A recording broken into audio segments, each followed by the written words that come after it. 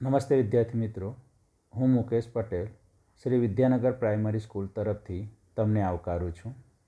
ધોરણ 6 વિષય ગણિત, પ્રકરણ 4 ભૂમિતિના પાયાના ખ્યાલો, ભાગ 1. વિભાગ એ લઈશું. પહેલાં આપણે બિંદુ, રેખા તથા સમતલ, બિંદુ, રેખા, સમતલ ભૂમિતિના પાયાના અંગ તરીકે ઓળખાય છે.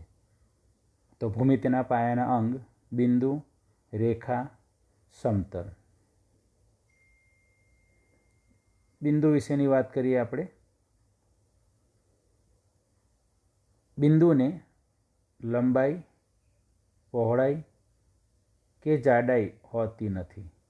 બિંદુને લંબાઈ, પહોળાઈ કે જાડાઈ હોતી નથી. બિંદુ એ માત્ર સ્થાન જ દર્શાવે છે. બિંદુ એ માત્ર સ્થાન જ દર્શાવે છે. બિંદુને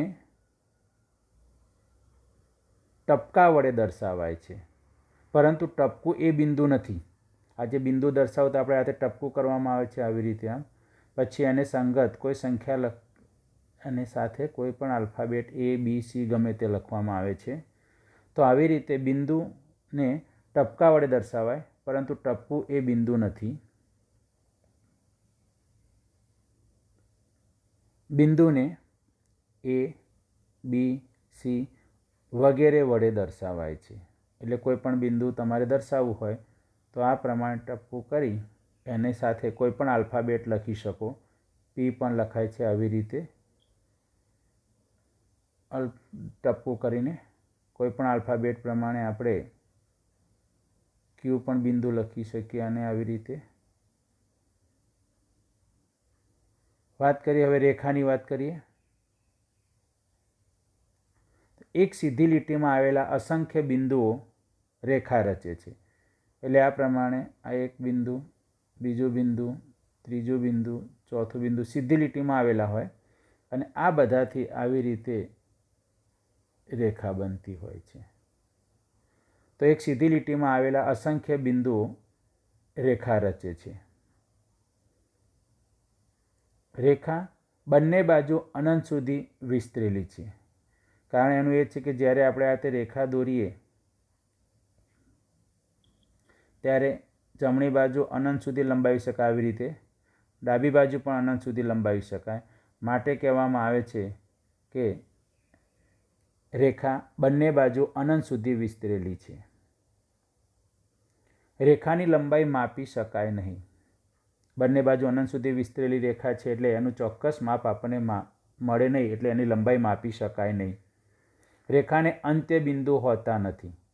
રેખાને અંત્ય બિંદુ હોતા નથી. તમને રેખા દોરીને બતાવેલી છે. એના ઉપર બે ભિન્ન બિંદુઓ A અને B દર્શાવેલા છે. તો અહીં રેખા AB છે, જેને સંકેતમાં લખીને બતાવેલું છે રેખા AB. તો આવી રીતે AB લખી એની ઉપર રેખાની નિશાની કરવામાં આવે તો રેખા ABને સંકેતમાં જે તમને દર્શાવ્યું તેના વડે દર્શાવાય છે. જો રેખા PQ હોય તો એને સંકેતમાં દર્શાવવું હોય તો કે તે દર્શાવી શકાય PQ, અને આ પ્રમાણે ઉપર રેખા.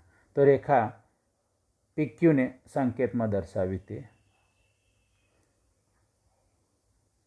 રેખા ABને રેખા BA વડે પણ દર્શાવી શકાય. રેખા ABને રેખા BA વડે પણ દર્શાવી શકાય. કોઈ પણ એક બિંદુમાંથી અસંખ્ય રેખાઓ પસાર થાય છે. કોઈ પણ એક બિંદુમાંથી અસંખ્ય રેખાઓ પસાર થાય છે. જેમ કે તમને બતાવું કે આપણી જોડે કોઈ એક આ બિંદુ છે. આ એક બિંદુ લઈ લઈએ આપણે. તો એમાંથી રેખા દોરું છું, ધ્યાન રાખજો. આ એક રેખા દોરી મેં,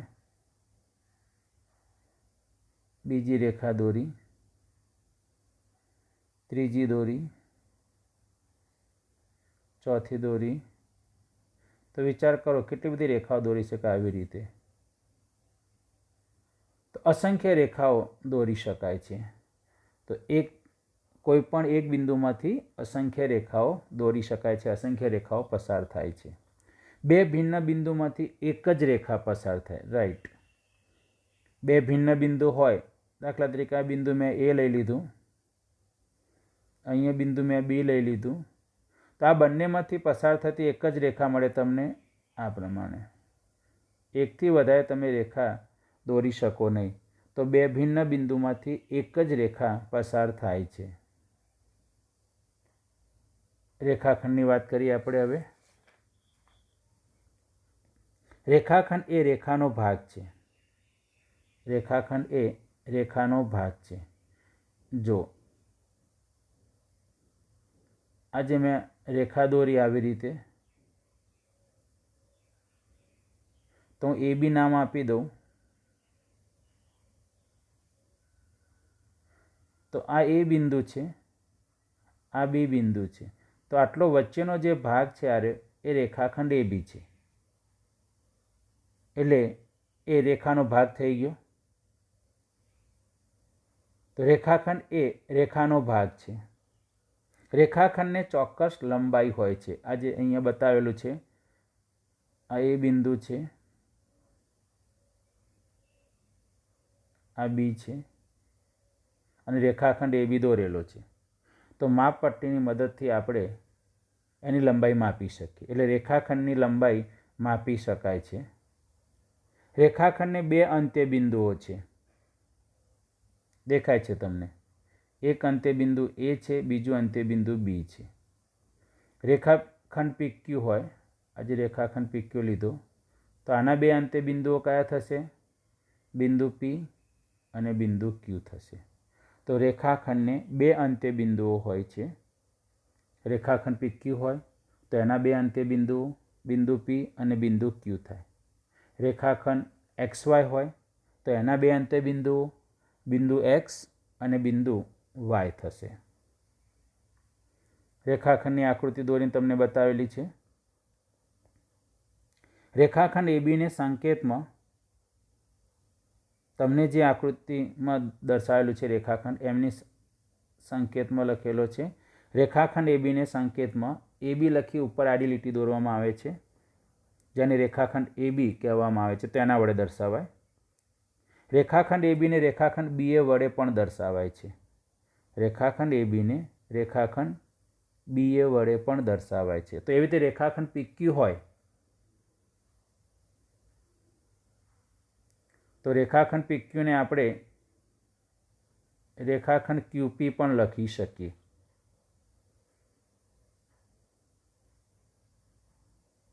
કિરણની વાત.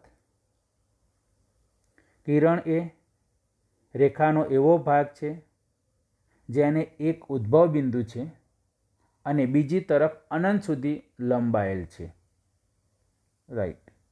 કિરણ એ રેખાનો જ ભાગ છે, પણ એમાંથી એક ઉદ્ભવ બિંદુ લેવાનું અને બીજી તરફ અનંત સુધી લંબાયેલો ભાગ લેવાનો. જેમ કે તમને બતાવું કે આજે મેં એક રેખા દોરી, એના ઉપર મેં એ બિંદુ લઈ લીધું, અહીંયા બી બિંદુ લીધું. તો આને હું ઉદ્ભવ બિંદુ તરીકે લઈ લઉં એને. તો આ જે એ બિંદુ છે એ બિંદુથી બીજી તરફ એટલે બી તરફ અનંત સુધી લંબાયેલો ભાગ આ ભાગ આવી રીતે. આ જે બને તે મેં ઓવરલેપિંગ કરીને ઘાટું કરી નાખ્યું, જો તમને ખ્યાલ આવે તો એ કિરણ બતાવે છે. તો કિરણ એ રેખાખંડનો એવો ભાગ છે જેને એક ઉદ્ભવ બિંદુ છે, અહીંયા એ ઉદ્ભવ બિંદુ છે, અને બીજી તરફ એટલે કે જમણી તરફ અનંત સુધી લંબાયેલ છે. કિરણની લંબાઈ માપી શકાય નહીં, કારણ કે જમણી બાજુ અનંત સુધી વિસ્તરેલો ભાગ છે. એટલા માટે કિરણને એક અંત્ય બિંદુ છે. તમને દેખાય છે કિરણ એ બી દોરેલું નીચે, તો એનું અંત્ય બિંદુ આ એ થઈ ગયું. તો કિરણને એક અંત્ય બિંદુ છે. હજુ અંત્ય બિંદુની વાત કરીશું આપણે. કિરણ એ બી સંકેતમાં એ બી લખી ઉપર કિરણ વડે દર્શાવાય છે. જે તમને સંકેતમાં લખેલું છે આ કિરણ એ બીને સંકેતમાં આ પ્રમાણે દર્શાવે છે. તો એ તે કિરણ PQ હોય તો એને સંકેતમાં આપણે કિરણની નિશાની કરી નીચે PQ લખાય. તો P એ એનું ઉદ્ભવ બિંદુ થઈ જશે. કિરણ PQનું ઉદ્ભવ બિંદુ P થશે, જે અંત્ય બિંદુ તરીકે ઓળખાય છે તે. ત્યારબાદ કિરણ AB ને કિરણ BA વડે ન દર્શાવાય. કિરણ AB ને કિરણ BA વડે ન દર્શાવાય. અત્યાર સુધી આપણે જોયું રેખાખંડ AB હોય, રેખાખંડ AB હોય તો આપણે રેખાખંડ BA લખી શકાય. રેખા AB હોય તો તેને આપણે રેખા BA લખી શકાય. પરંતુ કિરણ AB હોય તો તેને કિરણ BA આવું લખી ન શકાય.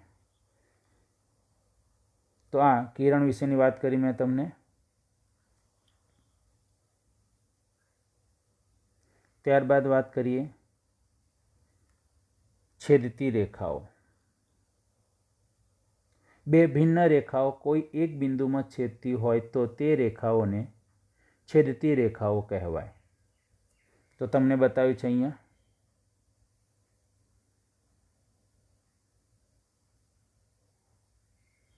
રેખા AB દોરેલી છે.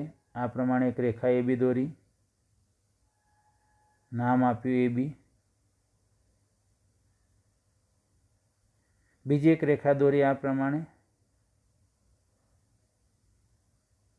એનું નામ આપ્યું CD.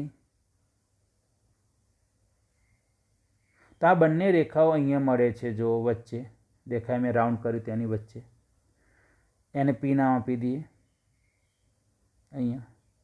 તો આવી રેખાઓ છેદતી રેખાઓ ગણાય. ફરી એકવાર દોરું આ પ્રમાણે. આ એક રેખા, બીજી રેખા આ દોરી મેં. તો આ બંને રેખાઓ છેદતી રેખાઓ છે, કારણ કે કોઈ એક બિંદુમાં છેદે છે, અહીંયા વચ્ચે છેદે છે, જો તમને દેખાય છે. તો આ છેદતી રેખાઓ તરીકે ઓળખાય છે. બે ભિન્ન રેખાઓ કોઈ એક બિંદુમાં છેદતી હોય તો તે રેખાઓને છેદતી રેખાઓ કહેવાય છે.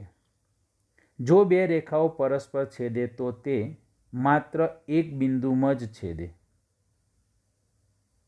ધ્યાન રાખજો, જો બે રેખાઓ પરસ્પર છેદે તો તે માત્ર એક બિંદુમાં જ છેદે.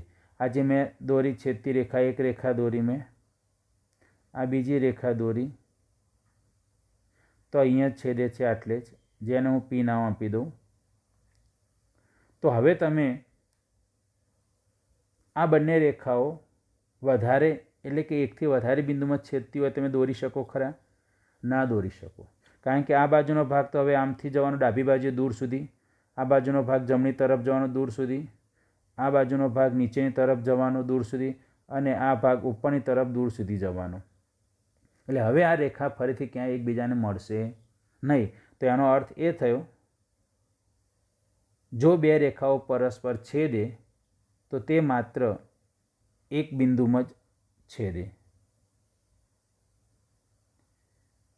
સમાંતર રેખાઓની વાત કરીએ.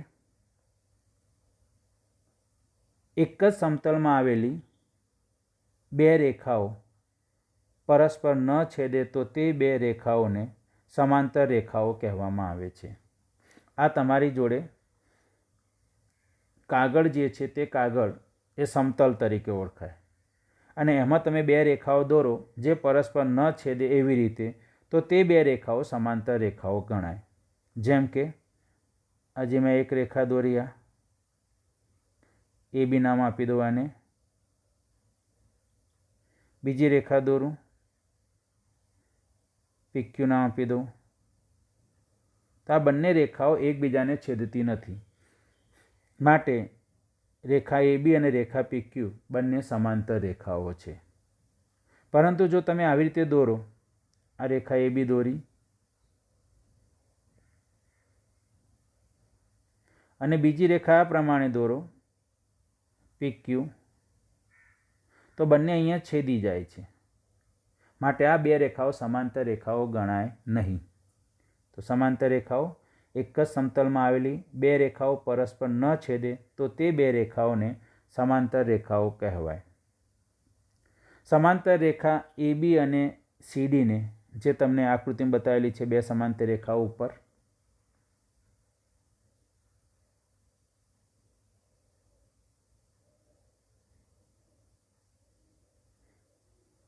સમાંતર રેખાઓ દોરીને આપેલી છે.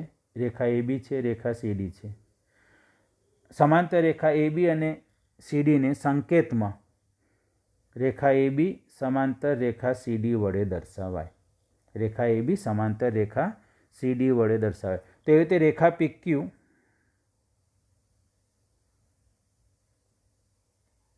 એને સમાંતર રેખા XY હોય, એટલે કે આ બંને રેખાઓ સમાંતર છે, તો માટે એને સંકેતમાં આ રીતે દર્શાવાય, રેખા PQ સમાંતર રેખા XY. તો આ સમાંતર રેખાઓની વાત કરીએ આપણે. તો આજે ભાગ 1ની અંદર બિંદુ, રેખાખંડ, કિરણ,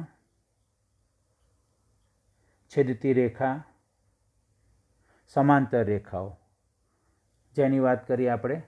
અને આ બધું જ તમારે વ્યવસ્થિત રીતે તમારી નોટની અંદર ઉતારવાનું છે અને તૈયાર પણ કરવાનું છે, જેથી કરીને આવતી વખતે ભાગ 2ની અંદર સ્વાધ્યાય 4.1ના દાખલાઓ સમજવામાં તમને મુશ્કેલી નહીં પડે.